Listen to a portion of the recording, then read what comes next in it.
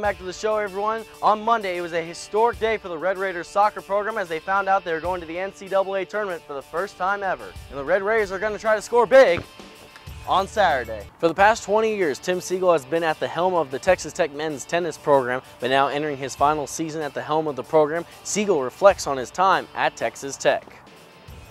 And I'm Joshua Cook. With That Comes Televised Games. We give you a behind-the-scenes look at how the game gets from the court to your television screen at home. We go behind the scenes at Raider Vision.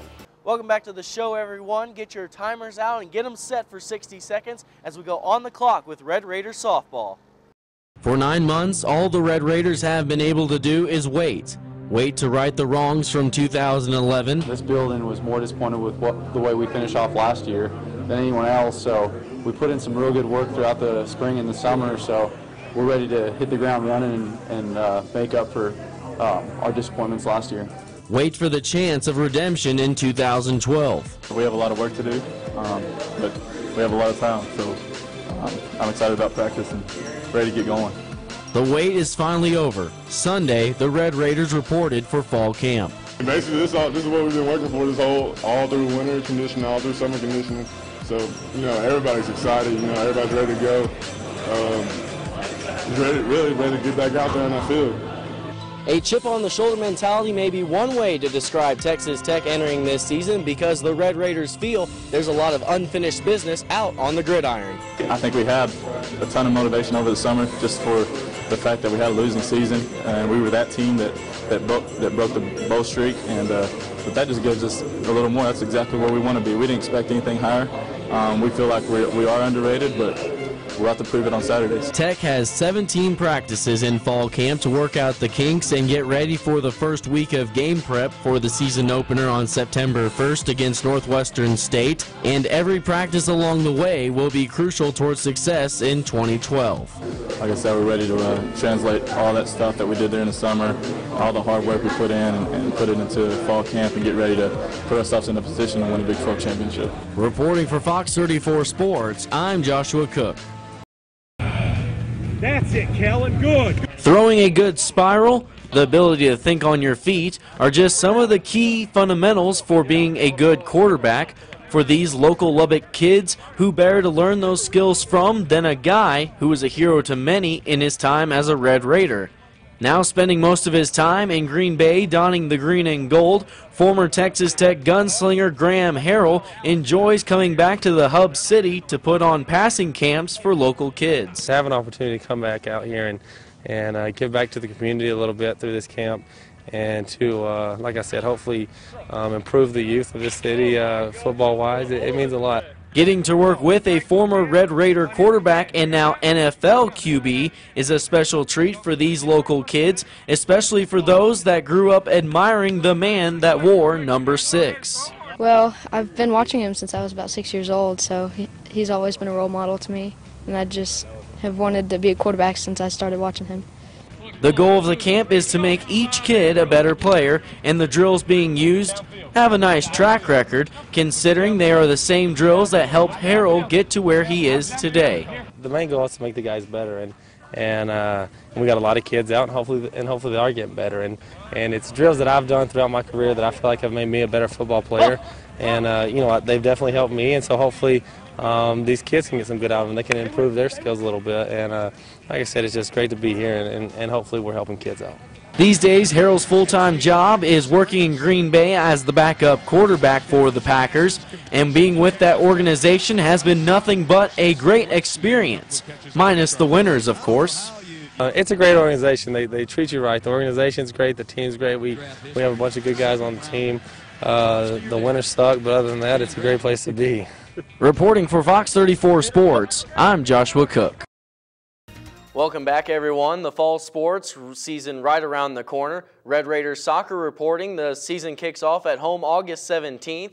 Several key players are back for head coach Tom Stone. Last year's squad tied for its best Big 12 finish in program history, placing 4th. The Red Raiders even more impressive this spring, going 4-0-1 without allowing a single goal.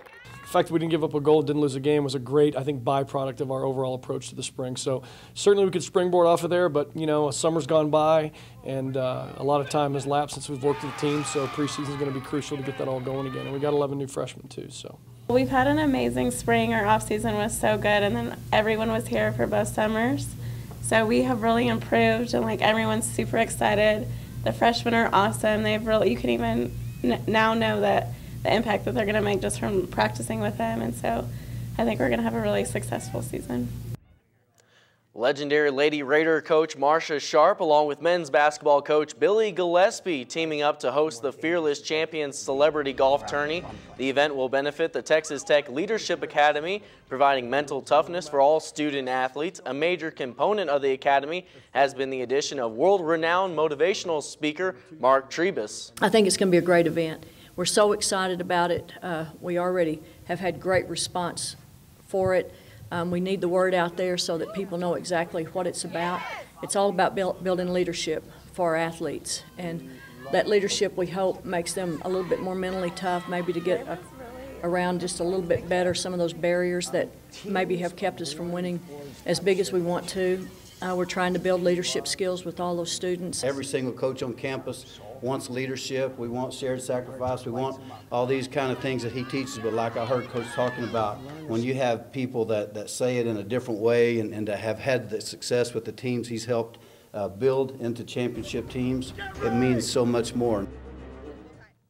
The Golf Classic will tee off Friday, September 14th at the Rawls. Shotguns start at 12:30. Teams of 4 priced at $5,000, while individuals can sign up for $1,250. An evening social event will follow at 7 p.m. at Jones AT&T Stadium.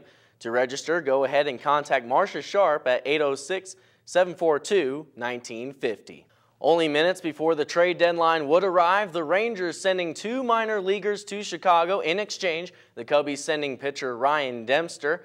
The 35-year-old going 5-5 this season with a 2.25 ERA. During one dominating stretch, Dempster did not allow a single run in 33 innings. The veteran righty, actually drafted by Texas in the 3rd round back in '95, but was traded to Florida only a year later. With the addition of Dempster, Roy Oswalt was sent to the Rangers bullpen, Oswalt allowing at least 11 hits in 3 of his last 5 starts. To the ballpark we go. Rangers and Angels. Halos picking up where they left off last night. Top 4, no score. Albert Pujols crushes that Derek Holland pitch to left. It's not coming back. 1-0 Halos. Jared Weaver lights out for the Angels. Going after his 8th win in a row, Weaver setting down 14 straight batters until Michael Young breaks up the no-no in the 5th inning.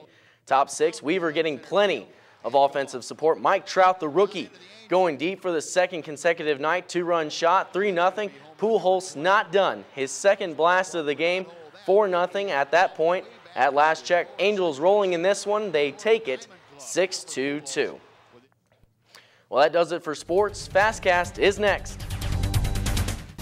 Welcome back to sports, everyone. We're only 10 days away from fall camp kicking off. The Red Raiders definitely ready to hit the field, finishing 5-7 last season and missing a bowl game. 2 of the reasons: Tech is picked to finish 9th in the conference, but Red Raider vets Eric Stevens and Darren Moore ready to prove a lot of people wrong in 2012. We're coming out with a chip on our shoulders. I mean, us being ranked 9th, that's just more fuel to our fire. Like, we're going to go in and we're going to show and just prove everybody wrong. I mean, we've been underdog my entire life, and as this team, we're always underdogs every year in the Big 12, so it's nothing new to us. It's got to come out and earn our respect. I'm feeling great. I wouldn't say I'm quite 100, but I'm definitely around the 90s range. I'll be ready when September 1st comes. Stevens, of course, coming off that knee injury he suffered last season. The Red Raiders kick off the 2012 campaign at home against Northwestern State. On the softball diamond, the coaching search is over for Tech skipper Shannon Hayes. Former South Carolina standout Chrissy Schoonmaker, formally introduced on Thursday. She is the program's new assistant coach. Schoonmaker working primarily with Tech infielders, excited to bring her coaching style to Red Raider Nation. I like to keep it loose. I want the kids to have fun. I think you play better when you're having fun. You play better when you're loose. Bring a lot of positive energy, I believe, to the coaching realm, to the field every day. I'm really passionate about the young kids. I think that I'm blessed to do. Again, I'm blessed to do what I do. I'm blessed to coach, and I really just try to let them see how much of an opportunity what they're doing is. She's going to be a great recruiter because of her personality and the way she relates to people, and you know, and also that she's a girl with great character, and that's the kind of person we want our student athletes to be around. The Big Ten Media Days are underway only 3 days after the NCAA hammered Penn State with significant sanctions. This following the Jerry Sandusky scandal. The sanctions include a $60 million fine, scholarship losses, and a 4-year bowl ban. Regardless, the Nittany Lions are standing together as one. We tell the truth to our players. We don't lie to our players, and we're very upfront with them, and they respect that, and we respect our players. And that's why these guys are sticking together, because of who they are, the commitment that they have to each other as teammates, and the commitment that they have to our staff. But I don't think wins and losses is going to determine whether this season is going to be successful. And I really mean that. And believe me, I don't like losing. I hate losing more than I like winning. In fact, that we stick together through the time like this, that's going to go a long way, and that's going to be with us for a long time. We're going to look back years from now and see how special that really was. Opening ceremonies for the London Games light up tomorrow night. All eyes once again will be on U.S. swimmer Michael Phelps, the human fish winning 8 gold medals in Beijing 4 years ago. But for Phelps, the Olympics really no different than any other swim meet. This is a meet just like every other meet that we've swam in. There's a pool, there's lane lines, there's stands, there's a scoreboard, and we get in and do what we've trained to do. Sure, there are a lot more, I guess there's a lot more attention, there's a lot more media, there's a lot of this and that going on, but at the end of the day, it's the same thing as Olympic trials or senior nationals or the local meet down the street. You know, it's when we step up and get behind the block, we're doing what we've practiced to do for our whole entire life.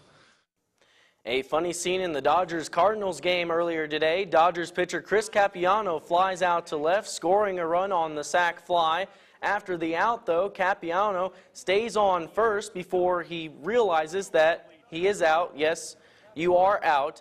He will head back to the dugout with the RBI and a small case of embarrassment as well.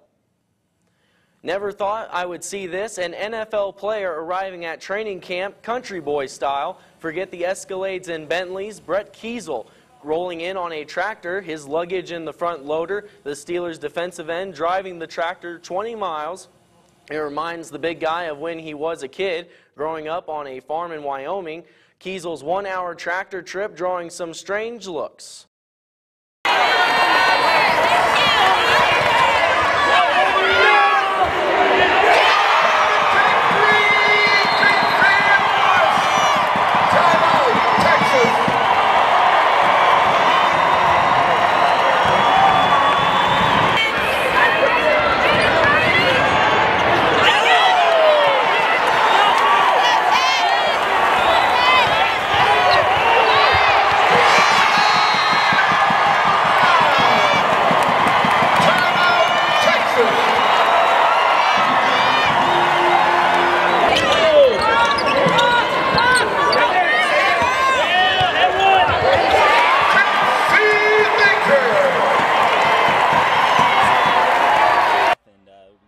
Attack involved. I mean, 700 yards, as you said, is just outstanding. I mean, we'll see how that carries in the Big 12 play.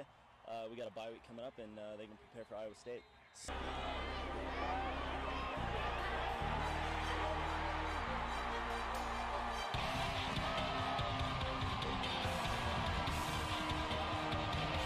Was it tonight to really get Stevens going? Yeah, I mean, it's definitely something to build on for Big 12 play, but we'll definitely need that running attack against Big 12 teams because we can't be one-dimensional like we have been in the past.